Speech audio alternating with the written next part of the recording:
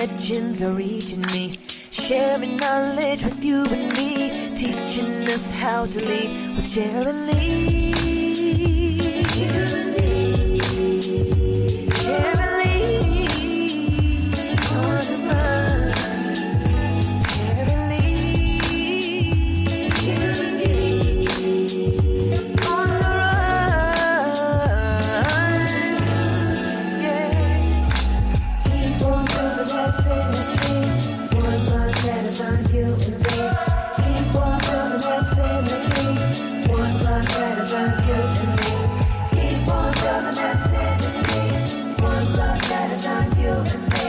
Keep on building that synergy. One life at a time, you and me.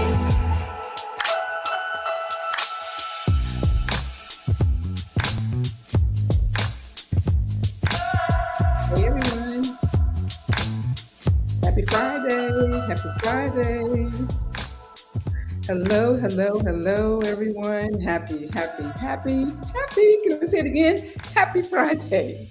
Welcome to the second season, second episode of the Sharon Lee Briefing Podcast Show. Guys, y'all like my background? Doesn't it give that little destination feel? I love it. I just want to say, guys, welcome back. Please be engaging today. We got a wonderful a legacy destination guest that I would love for you all to ask questions, leave comments, share this out with your network, guys. It's going to be a wonderful podcast show. But like I always like to do, I like to always thank our sponsors. Smart Video Girl, Krista Glenn, I want to thank you for always being behind the scenes, making sure that we show up, professionally, sharing the light and the shine on us. Thank you for all that you've done, especially supporting us during the first season. And we're wonderful to have you back for the second season. I want to thank Dana Parker for our theme song. Y'all know our theme for the podcast show was for the first season, Sharon Lee on the Run. Now for the second season is Sharon Lee to new destinations, guys, and we're about to take you to some new destinations as you learn about your history today. I want to thank Sean Parker for always making sure that over the past year when we were doing podcasts, the first season, that my lighting was all shined up. I'm in a different place today, guys, so I hope my natural light is coming across very clear. Leave me some comments. Let me know how I'm showing up. I'm in this, destination festive mood. I got my little, blue and white stripes on, like I'm going to a beach, and my little shells necklace and all that. So I hope y'all like it. I also want to thank all of you all of our sponsors who's going to be supporting Rosa's 10th annual, what we call a Leading Within conference, guys. We've been going straight for 9 years. We have not stopped. And on September 16th, we're doing our 10th. So for all of the VIP sponsors, thank you. I can't wait to share all the information about you. But let's get started. So ground rules. Guys, y'all know if you're over there on YouTube, you can leave comments, you can ask questions. If you're my friend on Facebook, but you haven't sent me a request to join the Sharon Lee Briefing Facebook group, you're not going to be able to see it on the Facebook, but you can see it on the YouTube. I can't approve any requests now because I'm doing the podcast, but that's the ground rules. Always, hi, Shakaya, thank you for joining. Always, guys, leave comments, ask questions, and engage, because you are in for a wonderful treat. So without any further ado, what we're going to do is bring up our guest and have her just give a little snippet about who she is. And then y'all know how we roll around here. We talk about the person, where they're from, what's their career like. We ask them what their on-the-run destination story is, and then they'll share that. And then we share their video production. And then you all can always ask questions and leave comments throughout the whole program. So I'm excited, guys. Chris, let's bring in our beautiful guests. Hello, beautiful. Look at her, guys. Hi. Hello, Miss Sharon. So glad to be with you. We're so honored to have you. I've been, texting everybody. We got so many people joining us now. I've been texting people. I've been emailing blasts. I'm like, y'all gotta jump on this podcast today. Y'all have no idea how much rich history you're going to share about your true legacy. It's like we're living your true trailblazer that we are going to learn about today. But before I even give anything away, tell us a little bit about who you are. Give us your full name, what your title is, and just tell us where you're from. Okay. So, hello, everyone. So glad you're on board. My name is Dr. Deborah Hall-Greene Thomas. I like to get my husband's last name in there when I can. Um, I am an Alexandrian, been in Alexandria all of my life, but I've had the pleasure of probably traveling around the world twice. I worked for the airlines after undergrad school. I earned my doctorate degree from Virginia Tech University and did master's undergrad at American University. I am the proud fifth child of my parents, Charles and Luella Hall. They are my guardian angels. When we grew up, we didn't have to look far for our role models. They were my heroes, and now they're our guardian angels. Seven children with higher education. Education was very, very important in our household. And my dad instilled upon us the method of volunteering from a very, very early age. His whole philosophy was, he used to say to me, Deborah, you cannot ask people to pay for a God-given talent. And he said, because Jesus already paid that price. So he instilled upon us that you just don't get paid for everything. And the first time this really came to tuition was in the seventh grade when I graduated from Laos Crouch Elementary School in the seventh grade. At the time, I received an award for being the smartest kid in school. Wow. And so, yes, 2 days after that, the director of a United Way Foundation, Hopkins House, a settlement house in the neighborhood, they knocked on the door. And during that time, Sharon, the people spoke to your parents. You didn't have the say so. They spoke to your parents. So they asked my mother and my father, they heard about my award, and they said, we have, high school students that could use some tutoring in math and science. We've heard she excelled in math and science. And so he said we could pay her a stipend. Now I'm on the steps listening. So this is great. I'm going to get paid at the age of 12, 13. I'm going to have a paycheck. And I remember like it was yesterday hearing my father say, no payment is needed. She has a God-given talent, and she's here to share that talent. Of course, I just sort of looked out into space. But when Daddy said, it went. And we laugh now because I'll tell you, I think my mother and my father were probably the shortest people in the household. All seven of us were taller than probably my mother and my father. But when my father spoke, we listened. And I love it. yes.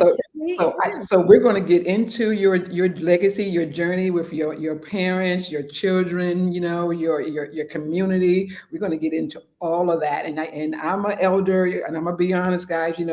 I tell people I don't mind sharing my age because I'm showing off this year.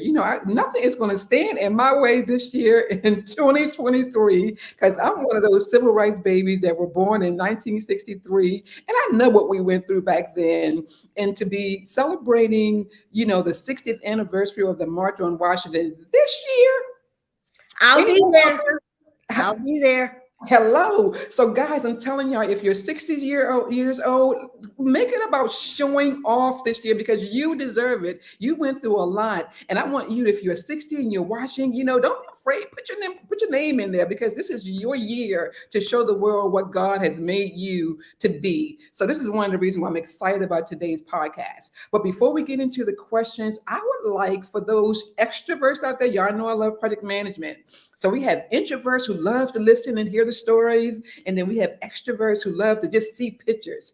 We have a gift for you, Dr. D, and we're hoping that you love it and that it'll be able to capture the legacy based on what you have shared with us. And you can take it as a treasure piece and have with your family, your community, as you go out and just inspire the world with your story. So with that being said, I would love for Chris to bring up your legacy production. This is my life. This is your life.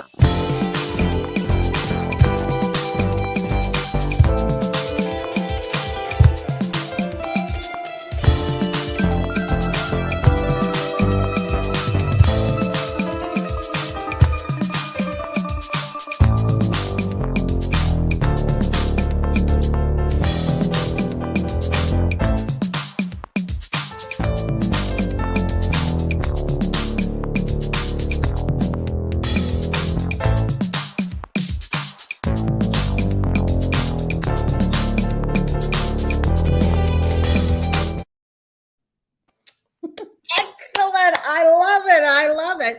It's always good to be still alive to see your life flash by. It means the world to us that you love this and that we were able to capture it, to your satisfaction, to your audience satisfaction. That's what I believe the Sharon Lee briefing on the podcast show is all about. It's about leveling up more. And for those who, understand what ROSA is all about, ROSA means remembering our ancestors' synergistic association. When I talk about remembering our ancestors, the Tuskegee Airmen are ancestors you should definitely, without a doubt, not just you, your children, your grandchildren, your great grandchildren, your parents, if they didn't know them, your elders, if they didn't know them.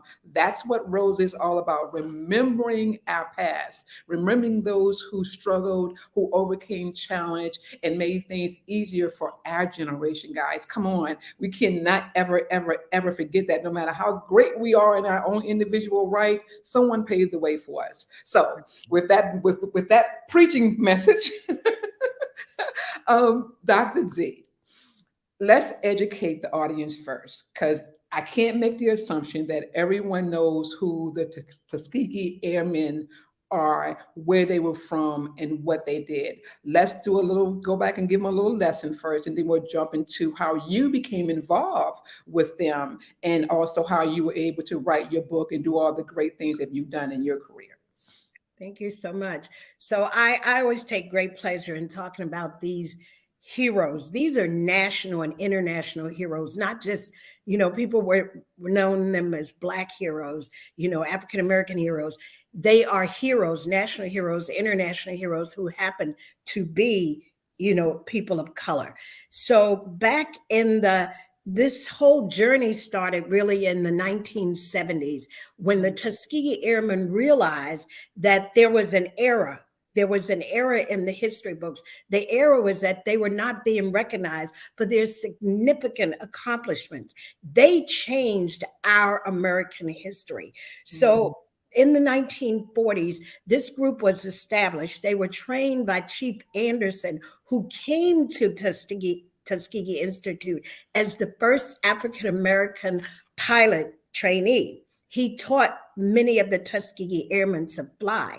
So when the first class was in the 1940, I think the first graduating class 1942 E. And so when these pilots got went overseas to Europe, they were not given any plum assignments. They were given mundane type assignments because there were military leaders and Congress that believed Black people didn't possess the smartness, if you would, the knowledge to know how to operate an aircraft. Now, these were people that knew what they were doing. In fact, a little known history fact is that when they took their exam, they scored so high that it was unbelievable to some military leaders in Congress. So they had to take the test over again, and they scored higher the second time around. So they knew what they were doing. They just had to fight. So for the chance, this was during the era of segregation. But one theme that they always had that I've taken in my life with my son, with kids that I talk to, my family, is that failure was never an option, because they knew that they could not fail, because if they failed, then the program would be shut down. So they knew that they had to be number one. They had to be number one in all that they did. And so if you watch the movie, I was a liaison for the HBO. I was one of the liaisons to HBO when they did the Tuskegee Airmen movie. That movie carried the title as the highest at the time. I'm not sure now, but it was the highest watched movie in HBO's history. Wow. Yes, yes. And so, we were getting the word out. Like I said, 1970s, they knew that they were not in the history book. Of all the Tuskegee Airmen, there were 3 mentioned in the history books, and all 3 I happen to have met. So I've met the original Tuskegee Airmen. I was their national protocol officer for over 25 years. So I traveled with them for 30 years. Wow. And really enjoyed hearing their stories. But there's nothing like hearing their stories in their own words, coming out their own mouths. It was just phenomenal. And this just resonated with me, Sharon, over the years. These stories just kept going through my mind. And then when my son started traveling with me to the conventions, he was a very inquisitive child. He was my child. So he had questions, and he started calling them all uncles, grandpas, what have you. But the beauty of this that some people don't recognize, some people think when they hear the term Tuskegee Airmen, they think of the pilots only. But the pilots knew that their success was on the shoulders also of the mechanics, of the radio dispatchers, was on the shoulders also of the nurses. They had all of them. So what they did was they developed what was called the Tuskegee experience, and that included over 14,000 people that carried the title. But in terms of pilot, there was close to 1,000 pilots, but it was 14,000 when you included all the other people that helped them to become what they became. And so I tell people, please note that I said the Tuskegee experience, because we all know the Tuskegee experiment was something medical that we're not talking about now. So this was the Tuskegee experience. And so I tell the story, especially to the young people with my book, that I designed for the younger generation, because I want to keep this legacy alive.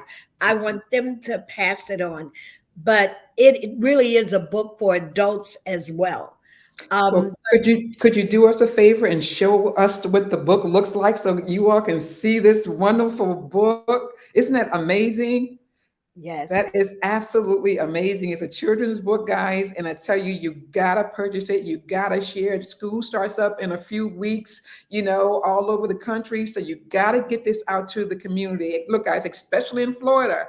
Because Exactly. they don't Definitely. understand how much our ancestors work with so many people of different races, different ages, different religions. They work with everyone to become the greatest of all times. And we, as people of color and others, should never ever forget how synergy works when you work best together for the betterment of God's purpose in the world. And if you're not building true synergy, guys, someone's missing the boat and someone's leading you down the wrong path. And guess what? Your children and your children's children have to deal with that, and we don't want that to happen. Okay, so again, I'm preaching, preaching that Preach. message.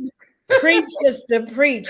Yes, you have to get. And high school, I get a lot of feedback from high schoolers that they use this to do book reports.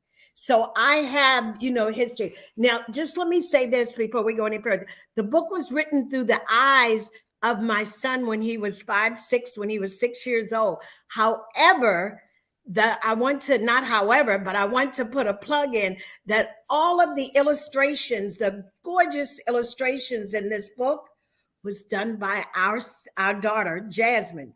She did, this isn't just, she did all of the beautiful illustrations. And the last thing that I want to say, well, it won't be the last thing today, but I do want to tell you that the forward in this book, I was humbled that the forward in this book is written by none other than Miss Yvonne McGee. Yvonne is the youngest daughter of General, well, back then, Colonel Charles McGee. You might have seen him at the Super Bowl. And actually, Colonel McGee was given the rank of general by the previous administration. So that's how you might recall that name. But Right.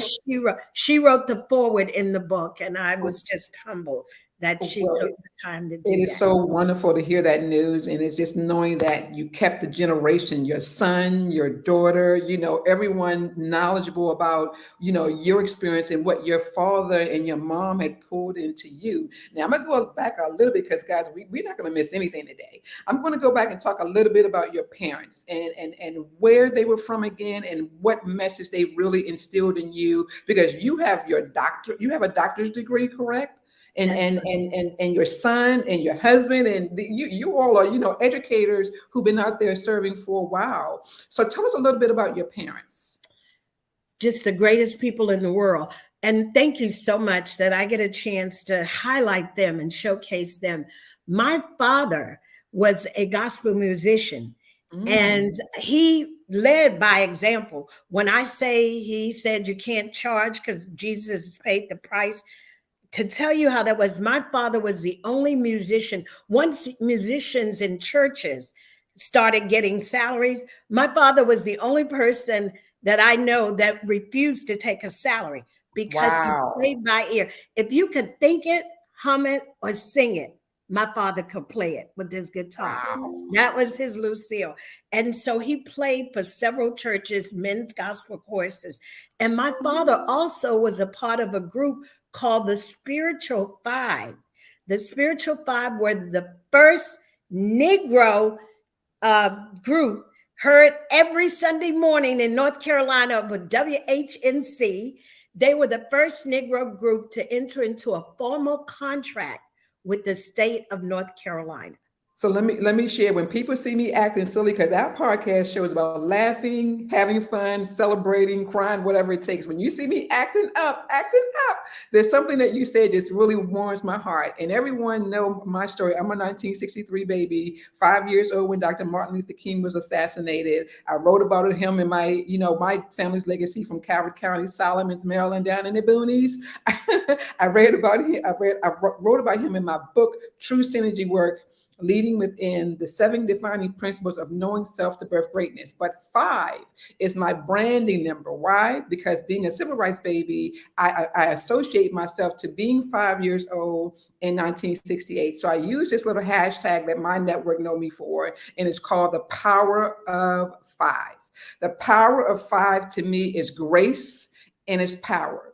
And I'm a true believer that you can't do anything with all that, with the grace of God and the power of God. So for the last few years, me being an introvert, trying to find my voice, to find voices, to have a platform for others to find their voice. I love when people share stories that has the number 5 in it. So I'm That was excited you it. said that. Thank you, thank you, thank you That for sharing was it. it. Guys, y'all see how this works now? Yes.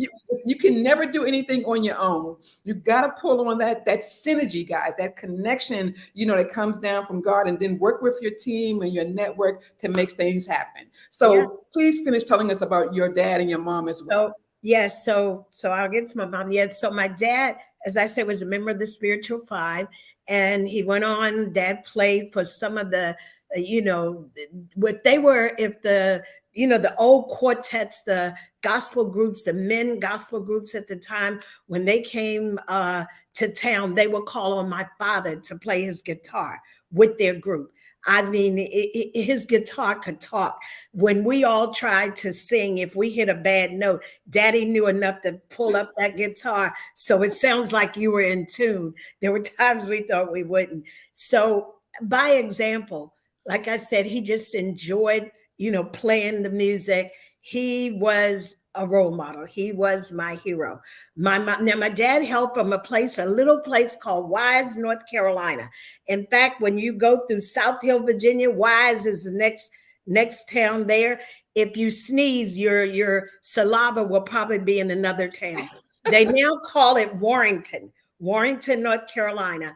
So, and he still has his baby sister lives there, and my aunt Eva. So, and I'll see her. We're having a family reunion this weekend, as a matter of fact. Awesome. So she'll be here. But my mother was really from Palmer Spring, Virginia, which is right again on that borderline with Wise, North Carolina. So she's a Southern Virginia, Carolina woman as well. The strongest woman I know. Wow. My mother was the strongest woman I know. And I'll just jump back a little bit. In the fourth grade, we were bused. There were about, there were 20 something of us students that was bused from our school in Old Town Alexandria to an all white school to take French. Within a month's time, it was down to 2 of us. The other kids told their parents they didn't want to be a part of that experiment. So they dropped out. They stayed at school. So by the end of 3 years, I was the only one that stayed with it throughout my 7th grade career. But it was so ironic. My mother, as I said, was so strong. My dad used to tell me, I used to say, I'm just kind of isolated and, trying to see if I could get out. And my dad said, but you don't have to worry about that. And I talk about this in my first book, Becoming Dr. D, how I climbed through segregation and things like that. And so my dad said, you know what? You're an observer. And that's what I started doing. I think that's why I'm an author today, because I observed and I started writing notes, and they couldn't wait for me to come home every day when I was at the other school, telling them what happened, how this happened, how that happened. And I'll never forget my mother, though. My dad would always tell me, listen, just do what you have to do, do the observing. Daddy would always have this, he didn't have a college education, but you would think he did. He would have this philosophical way of saying, you got this. Yes. You got this. You're a God-fearing young lady. You got this. But my mother would break it down. That's the way she was. My mother would simply say, look, you're the smartest person in that class. Okay? Don't let those kids, fool you. You are the smartest one in the class. Now, I understood what my mother would be saying. Daddy, I have to think about, what is he talking about? My mother would just break it down for me. And so I grew up with that confidence from the both of them, and at the end of the year, I really was the smartest one in the French class, the only person of color, but I was the smartest one in there. And I just remember when I graduated 7th grade, I invited the French teacher to the graduation. And I thought that day how she felt being the only white person in there. I've been in her class, all those years. But I will just tell you that imagine this, Sharon, 30 years later, I get this phone call. the principal of Laos Crouch Elementary School, which is still there in Old Town. It's a predominantly white school now. It's in Old Town. 30 years after I left that school, I get a phone call. Someone was referring the principal to me. The principal was going through old files and she saw the name of a person that received an award for the smartest kid in the school, Debbie Hall. Wow. She called a mutual friend and said, "Is this Debbie Hall that worked on Jim Moran's campaign? Is it?" And the person said, "Yeah, I know she went to Laos Crouch." 32 years later, I was the guest speaker at Laos Crouch Elementary School. And when I Wow. told the kids that we referred to it as lousy crouchy, they got a big kick out of that was our nickname. So 32 years later, I was a guest speaker at my old elementary school. See that's really, guys, and I you could talk all day to me, and I would just love having a conversation with you. We got to get through a few more segments in the program. Guys, this is what it's all about, right? When you can bring on a true legend, a living legend, who can talk about what she has done to work with past living legends to empower and inspire our next generation to follow in their footsteps. That's what this is all about. And I hope you can notice on our screen, we got the hands going up, like this. That means you rise. Rosa means we're helping one another rise, especially our next generation. So I love our next generation.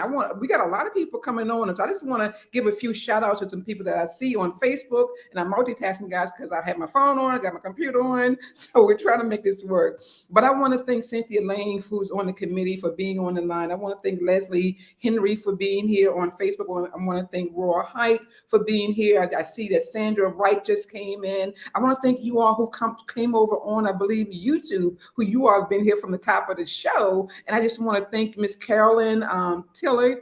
And I hope I'm pronouncing her name right, Tillery. So Carolyn, shoot messenger, not, sorry. And I want to thank Christina Knighton. I want to thank Shakaya Ross. I want to thank all of you all for asking comments. Miss, I think it's a M. Dickerson. I'm not sure if it's a male or female. That's my niece, Monique. Oh, wonderful, wonderful. Thanks for being here, sweetheart. And my husband is on. I cannot forget a wonderful man. Woo, that treats me like a queen. And I see what is it? A Miss A. I'm not sure who Miss A is. And then a Gail Rankins.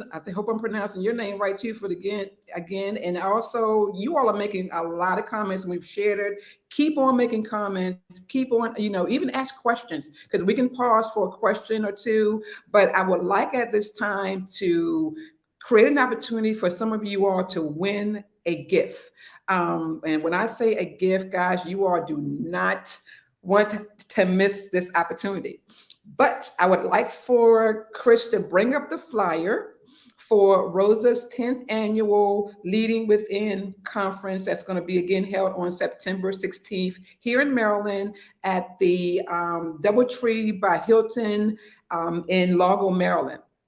We have another legend who's been out there for a while, just sharing how important it is to never forget your history, how important to know that your history goes far vast than just America, but all over the world as the Tuskegee Airmen. And that is really important for you to remember. So Dr. Stephanie Myers, she's also an author, and she wrote the book about the Invisible Queen. She's going to be our keynote speaker. Guys, we're going to be recognizing not only her, but we're going to bring up another flyer in a minute to show some of the other speakers who are going to be at the 10th annual Leading Within conference. But guys, before I go into any more, I want you all to put those thinking caps on. Can you put in the comments on Facebook or also in YouTube a little information that Dr. D shared? If the first one gets the answer right, I'm going to give you a free ticket, guys. This is a VIP ticket where you not only will get to meet the the keynote speaker in person and the other speakers, you'll meet them in a suite that I will have at the event. So the question is, okay. So the question is, the first one who's been paying attention and getting all of this right, When did the Tuskegee Airmen fight in the war of World War II? Correct, Dr. D? What year did Dr. D reference at the top of the show? The first person who gets that answer right gets a VIP ticket to Rosa's 10th annual Leading Within Conference. I'm watching again over here on Facebook. I'm watching over here on YouTube. If you get Come the on, you answer, guys. Come on. yeah, come on, bring it on Bring in. it on. Bring it on. I got some comments coming in. Oh, thank you for saying I pronounced your name. I was not sure. Thank you, thank you, thank you. Oh, that's Lorraine Neal is a line sister of mine. Oh, wonderful, And so wonderful, is wonderful. Katrina Shaw. Dr. Katrina Shaw is on. Line sister of mine. I can't wait. I'm so glad you are. We're going to talk a little bit about the deltas too. So, Dr. D, is that year right? No, that's during the time that they were there, but that one is right. Congratulations, Lorraine Neal. Congratulations. You have won a free ticket to Rosa's Guys 10th annual Leading Within Conference. Woo, y'all, let's all just congratulate her. Put it in the comments. Yay! You know, share this out, guys. No one should be missing this podcast. Congratulate her. We look forward to seeing you. You can also bring a youth with you free, because this is about giving back to the next generation. This is what history is all about. So, Chris, if you could bring up the other flyer with the other speakers on, I just want everyone to know how our team, the Leading Within executive project management team, have been working together to make connections out there, to bring on people who've been doing what we've been praying about, is just being able to keep our history alive. So I just want y'all to know that these people that you see on this flyer, Tanya Johnson, who was one of the first speakers, youth speakers at Rosa's first annual Leading Within Conference, which we held in 2013, guys, in LaFont Plaza Hotel at the time, where the LaFont Plaza Hotel, where a lot of people hosted organizations back then. So just know that we held our first conference there. We brought out generations, guys. I mean, at least 3-4 generations to share their story. Tanya now is a director at Johns Hopkins. I definitely look forward to you all meeting her and learning about what she does. Dr. Teresa A. Mosley, you're going to learn about her. You're going to learn about Amber Stewart, who's a commissioner in Charles County. Dr. Charles Wheeler the Fourth, Willard Taylor, Dwayne Sims, so many. And then also Linda, I want to mention Linda Harris and David, who actually, they do performances on Harriet Tubman. So I just want y'all to know that we've put a lot of time, a lot of energy in making sure that the next generation, that our current professionals and our elders come to this 10th annual conference, because our history needs to be revisited more now than ever and then shared. And I want to thank Dr. D for all that she has done. We got more questions, so don't go anywhere, but I want to thank her for all you have done to keep your legacy, keep your family's legacy, and also the pilots from the Tuskegee Airmen alive. Just thank you, because you're doing what I hope and pray that so many others do as they grow their professional platform. I tell my friends, when I started ROSA in 2008, I thought it was the hardest job in the world, because I felt like, how can you continue consistently to inspire people to never forget the history? You know, we're not, you know, what's the word I want to use? We're not radical people. We're celebrating our history. We know what we are made of, and we know what our ancestors did. So my mission has always been to share the positive spotlight on what we do, but inspiring our next generation to follow in our footsteps and our ancestors' footsteps. And I'm at it again, Dr. D. I'm preaching again. Not a problem. But I do, I see everyone congratulating Lorraine. I do want to say that Miss A is my line sister, Adrienne Smith. She is the cover girl, Miss Esquire. So thank you so much Miss A for being on as well. I have my family members on. I thank you all to hear really about what Miss Sharon is doing, Miss Sharon Lee is doing around here. So thank you all so, so very much. And look, my church, I'm sure that's the clerk from our church, Sharon Morton. I think that's you from Ebenezer Baptist Church in Alexandria, Virginia. Our Ebenezer is in Alexandria. Thank you so much for your support. But I do want to make sure that I mention the things that have gone on. If I have the time to mention some of the things that have gone on since we realized that this era, not in the 1970s, since we realized that the Tuskegee Airmen accomplishments were not being, in the history books, it was not being in movies that, where most Americans were watching movies. So we tried to ratify all of that. They did at one of the conventions. And when you talk about working hard, I can remember for at least 20 of those 25 years as protocol, my ankles were swollen at the end of every convention. That's how much I was running around making sure. But at one of the specific conventions that are mentioned in the book, there was producers and writers there that they did. Hi, line sister Olivia. They did a documentary called In Their Own Words. And these were the original Tuskegee Airmen talking about the segregation that they faced at home, how they changed the civil rights movement, how they added to it as well. So they were fighting segregation abroad in the war, but they were fighting, segregation at home. There's so many stories that are just embedded in me. I know this like the back of my hand because I paid attention. I was always the type that had a pen and paper somewhere where I was taking notes. Okay. And so they talked about this in this documentary, and it is just such a moving. It is on YouTube. I think there's a price for it now in its entirety. It's like 2 hours. I was asked to be in this documentary when they were finished. And I said, I've had laryngitis all week. I can't do it. They assured me they could raise the volume of my voice. So I am on it. I am humbly surprised at how many cameo appearances I have towards the end. But this, if you can go on YouTube and look for In Their Own Words, the Tuskegee Airmen, they're really telling you what it was like. They really hone in on failure was never an option. And this is a line, my theme that my son and I carry to the schools. We tell the kids, it's nothing like having such a diverse audience of kids. And they all understand that failure is not an option.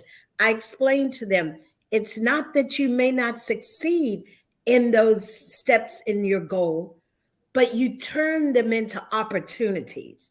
So failure is not an option does not mean you're not going to fail. That just means turn that into opportunities. And I say, when you have a list of things, what you don't get done in that day, don't fret about it. You just move that to the next day and you continue. So I am on a mission to keep this legacy alive. But when I keep this legacy alive, Sharon, when I go to schools, I've been traveling throughout to schools all over the place. When I go to schools, I make sure that I let them know. I talk to them personally. I find out what's going on with the kids. And my whole theme is look at what they did in the midst of amid all that was going on. In an era of segregation, their motto was failure was not an option. Imagine what they had to go through, hearing that they were not smart enough, how degrading they must have felt that they were not smart enough to learn how to do this, learn how to do that. And they were smart enough to make a pact. For those that washed out, did not make it as a pilot, they made a pact. They asked them to stay on as their mechanics because, see, they didn't trust the airplanes at the beginning that they were getting. They didn't trust those airplanes. So they had these mechanics that they knew would take care of them. And as it went on, and I've got to tell this story, Miss Sharon, to bring it to Full fruition. circle. Yes.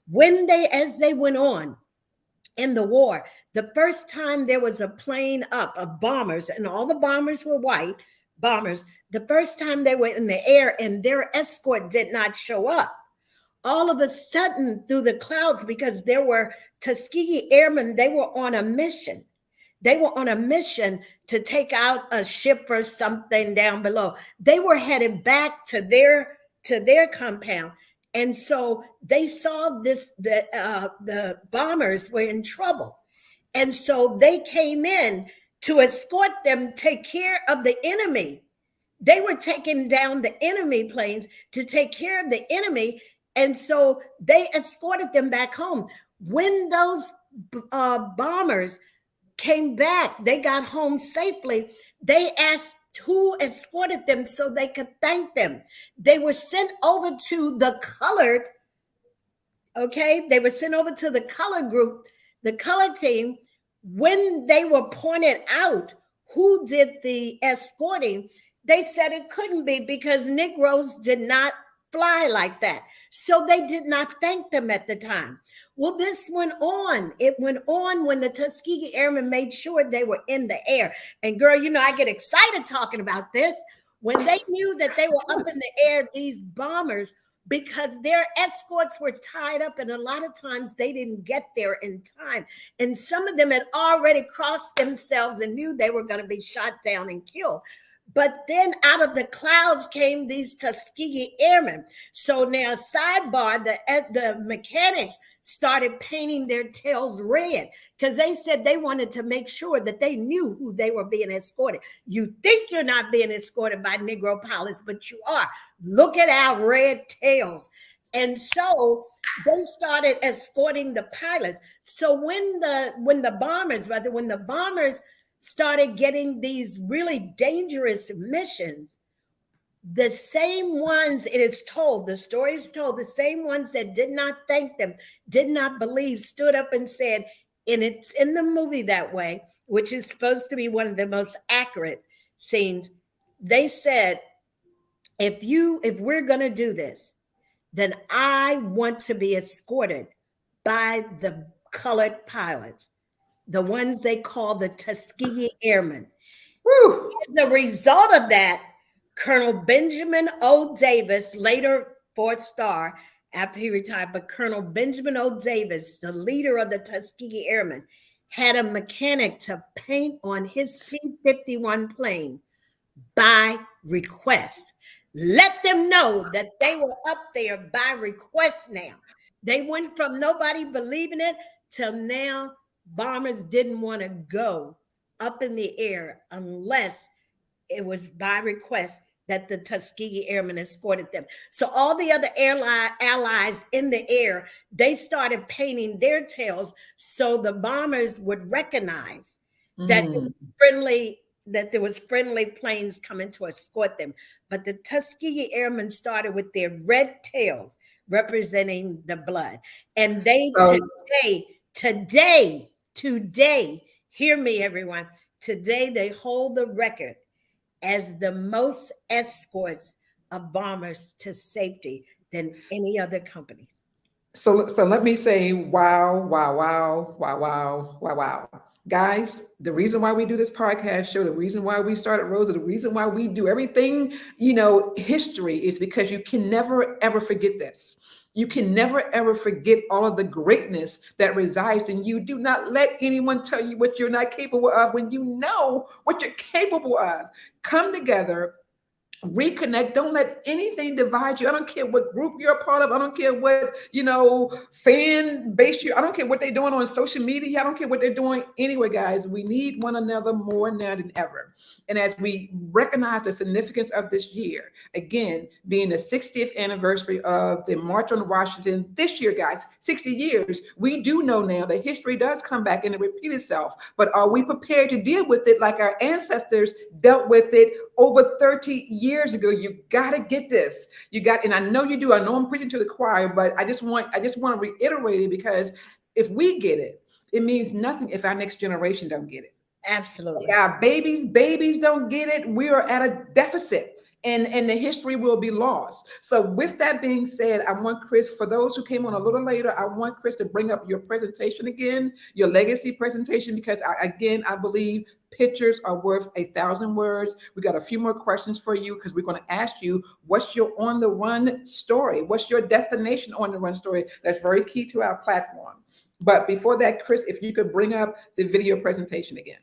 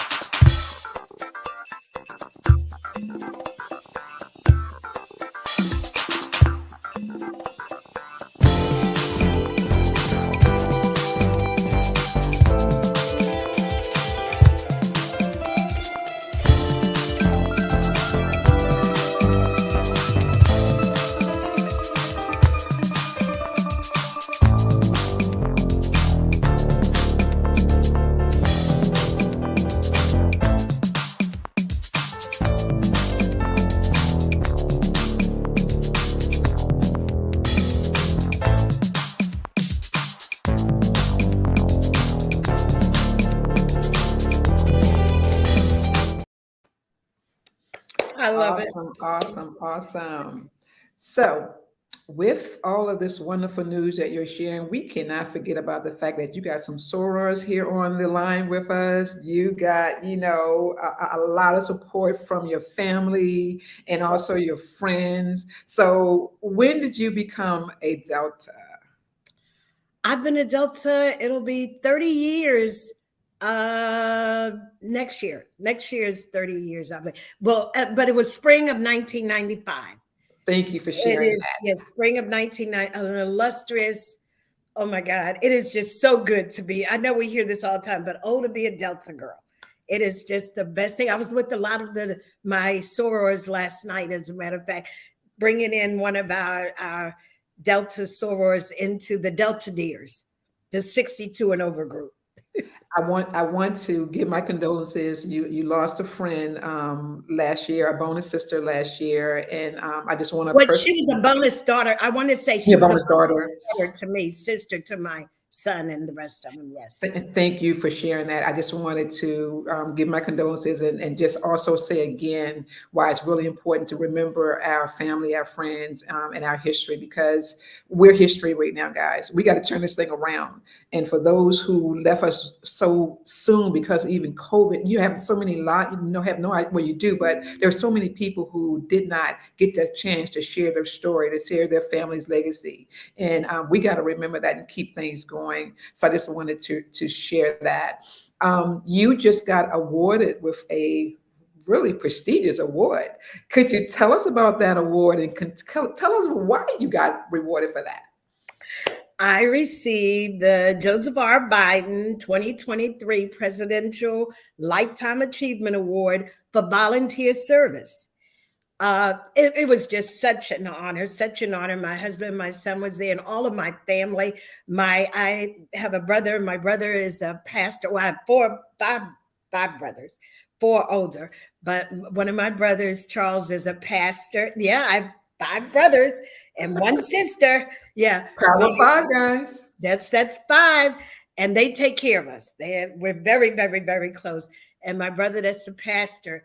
When I was nominated, I told him about it, about the group that nominated me, and he prayed about it, congratulated me, as well as my pastor from the pulpit. So it was just already claimed, to be nominated was such an honor, but then to get the email that I was the recipient, I was one of the recipients, as well as a couple of my other line sisters were in there. So, and I think both of them are on. They may be line sister Katrina, I know, and Tanya.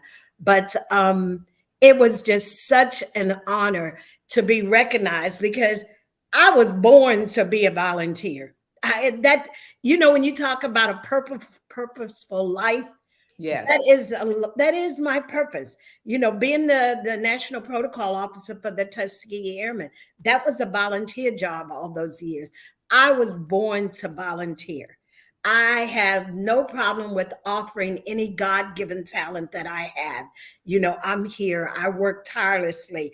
I used to say to everybody, this volunteer work is going to kill me. But, I continue on.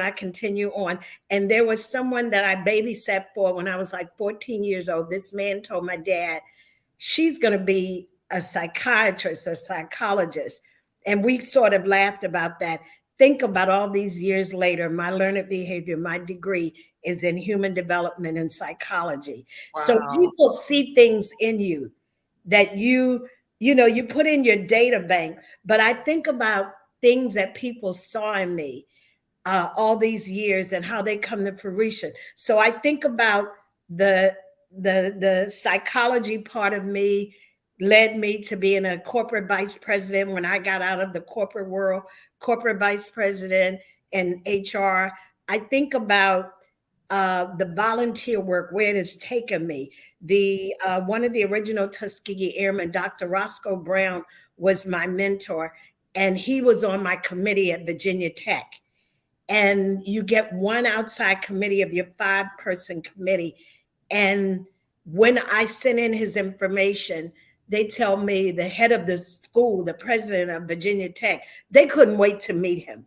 That's how impressive, his credentials was. And to have, a Tuskegee Airman, on your committee. So I think that's sort of given us the last warning.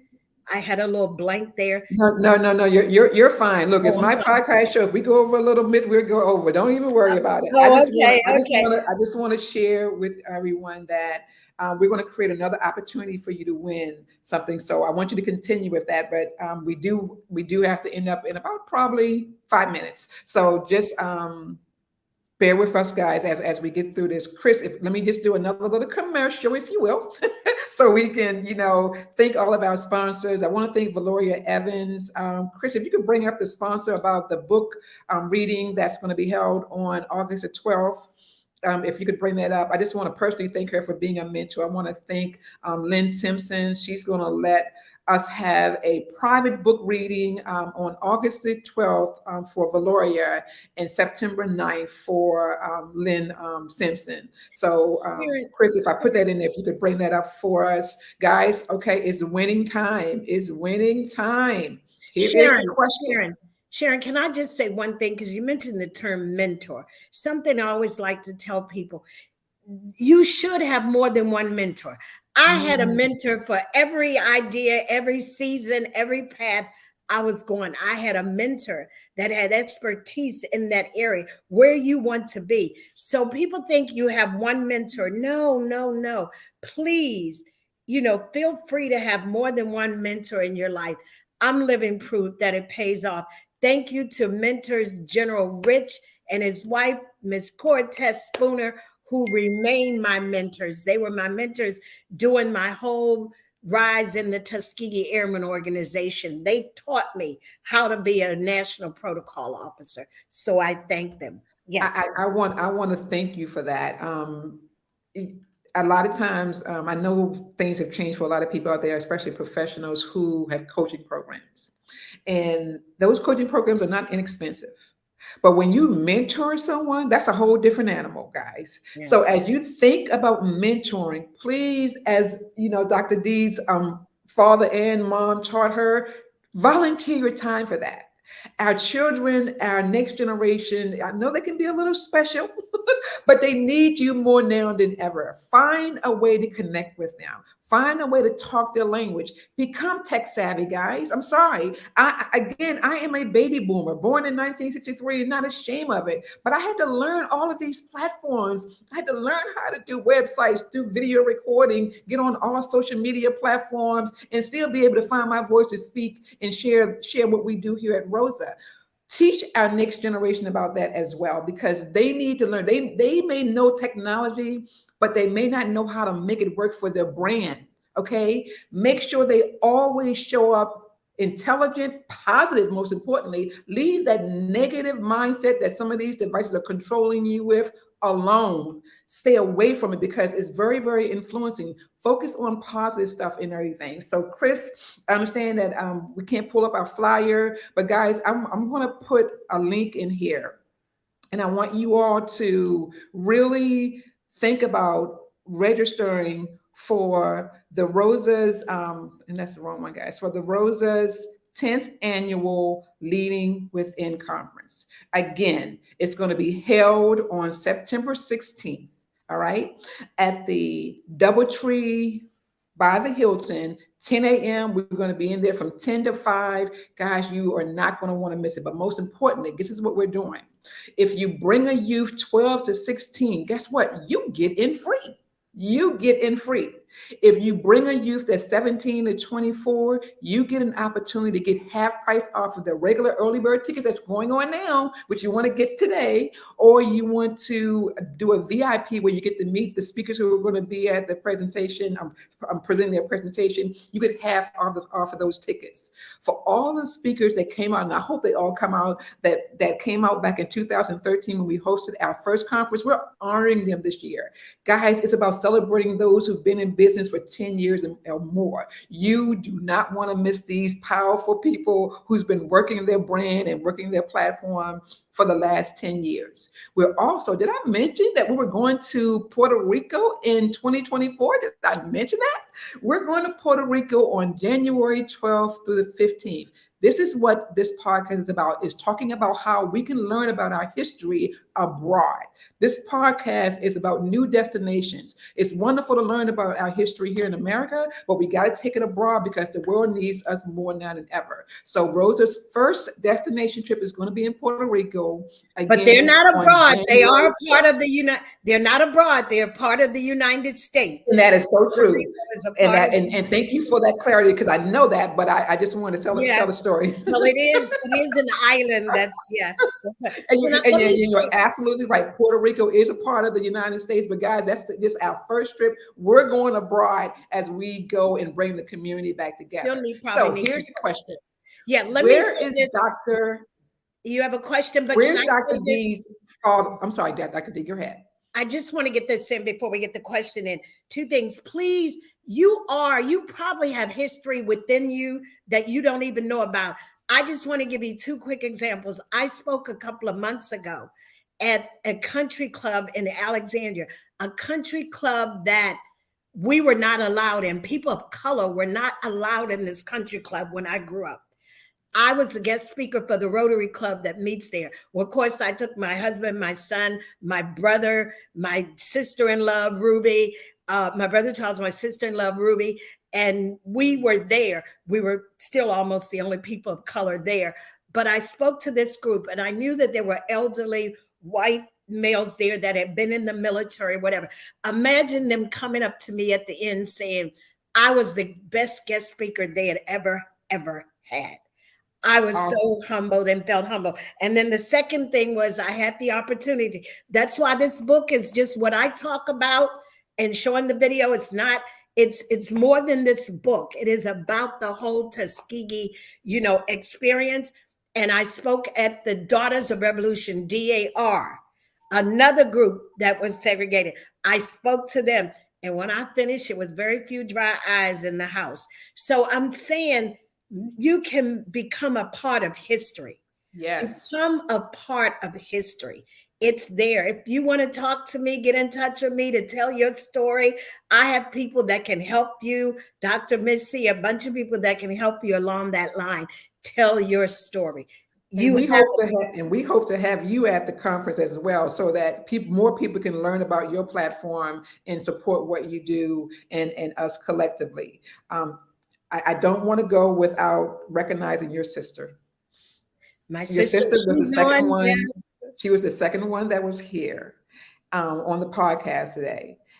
Where's her comment? I saw it somewhere earlier. Here it My is. sister Anita, and And am I, she's got a group of friends with her. They're at the National Ushers Convention in DC. okay. Okay. So is Ruby your sister? Ruby is my sister in love. That's my brother's wife. Okay. Well, Yes, but Ruby, and you my put this niece comment, Jordan. you put your, I'm sorry, you put this comment in the chat, and I appreciate you. I'm going to give you a free VIP ticket to the 10th annual Leading Within conference. Definitely I'll pick reach you out up. to me. I'll pick It's you up, Ruby. awesome, awesome, awesome. But I do want to ask one more question out there, guys, because this is about history. But I love my family. I love my family's legacy. Um, I'm from Calvary County. I mentioned that, guys, and my mom and my dad had parents who understood importance of property. We were one of the families. We have 40 acres and a mule, and we kept it. And our family are living off of that legacy now. We were the first ones to have electricity on our streets in Calvert County, Maryland. So this question is going to go towards Dr. D's father. I want you all, the first one they can put in chat, where was Dr. D's father born? Put that in the chat. And the And first one family who gets members it right, can't. Family members, no, no, no. family, no, no, no. Okay, thank you. But for those who are watching, if you remember, because history is about remembering and listening, guys. That's why ROSA means remembering our ancestors, synergistic association. Remembering, where was Dr. D's father born? Give me the state. Give me the state.